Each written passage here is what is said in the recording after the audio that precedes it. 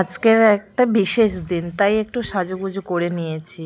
কারণ আজকে আমার ভাইয়ের দেখাশোনা, মানে আমাদের এইদিকে পাকা দেখা হবে, তো তাই নানা রকম রান্নাবান্না তো আছেই, মেয়ের বাড়ি থেকে আসবে, তো এটাই ডেট ঠিক হবে। তো সবাই মিলে মাছ কাটছে, কি রান্না হবে না মানে সবার এক এক মত আলাদা, তাই শেষ মুহূর্তে সিদ্ধান্ত হলো যে মাছ ভাজা দেওয়া হবে। তো তাড়াহুড়ো করে মাছ কাটতে সবাই বসে গেছে।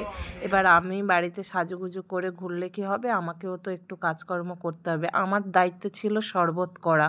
আমি বানিয়েছিলাম তো একটা নতুন শরবত, তো সেটা ছিল লিচি ড্রিঙ্ক। তো আমার সে কাজটা করাও হয়ে গেছে। এখানে রান্না বান্না কী কী হচ্ছে তাই ভাবলাম তোমাদেরকে একটু দেখিয়ে দিই।